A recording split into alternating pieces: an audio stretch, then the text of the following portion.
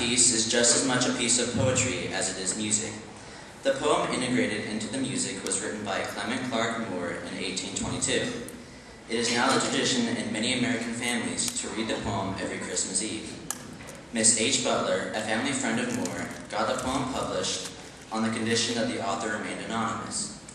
The first publication date was December 23, 1823, and was an immediate success.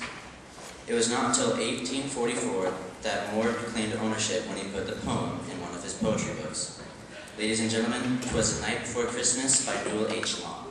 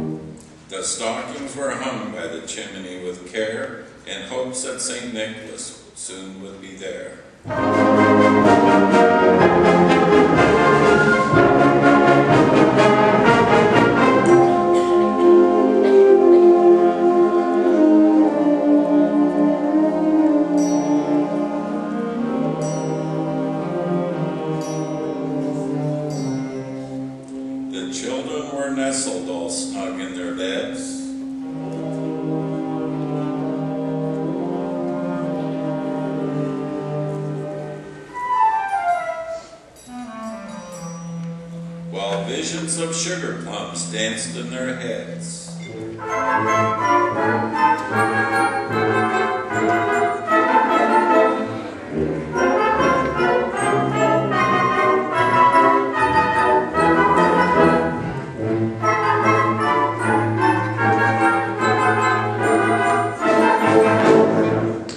And Mama in her kerchief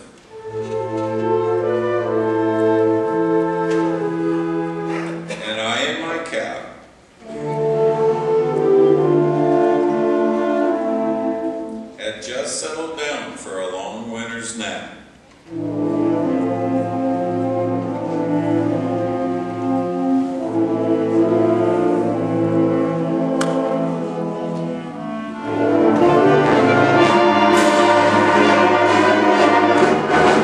When out on the lawn rose such a clatter, I sprang from my bed to see what was the matter. Away to the window, I flew like a flash, tore open the shutters, and threw up the sash.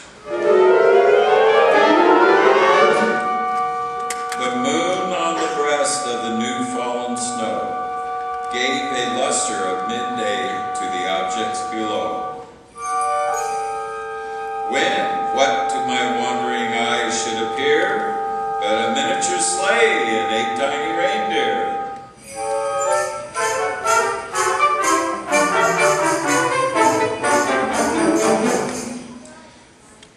With a little old driver and lively and quick, I knew in a moment it must be St. Nick.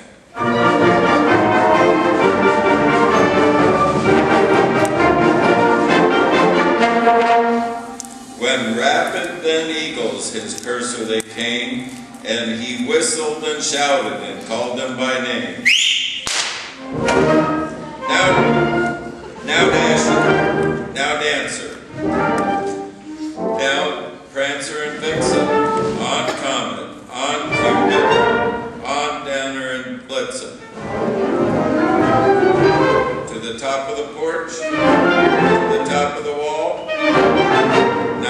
Dash away, dash away, dash away, dash away, dash away all.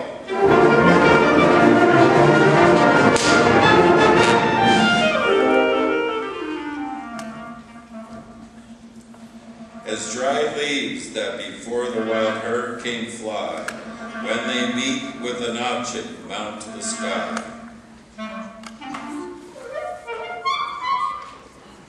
So up to the housetop the cursors they flew, with a sleigh full of toys and St. Nicholas too.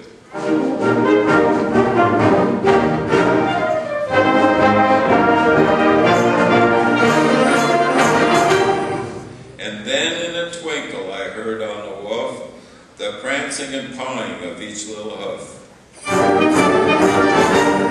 As I drew in my head and was turning around, down the chimney St. Nicholas came with a bound.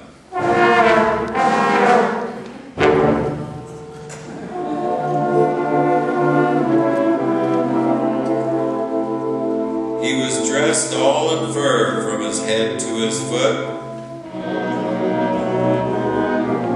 and his clothes were all tarnished with ashes and soot.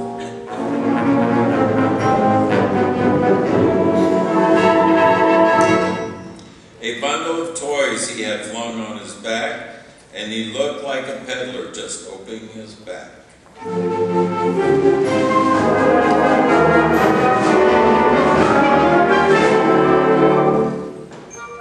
His eyes, how they twinkled, his dimples how merry, his cheeks were like roses, his nose like a cherry. His droll little mouth was drawn up like a bow, and the beard on his chin was white as snow.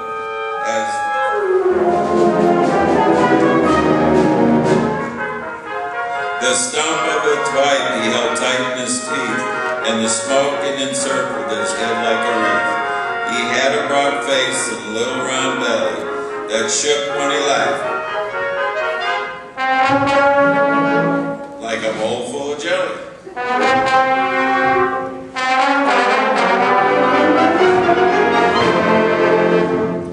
He was chubby and plump, a right jolly old elf, and I laughed when I saw him in spite of myself. A wink of his eye and a twist of his head soon gave me to know I had nothing to dread.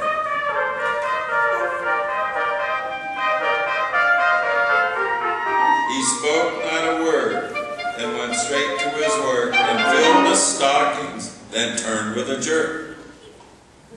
And laying his finger aside of his nose, and giving a nod up the chimney he rose.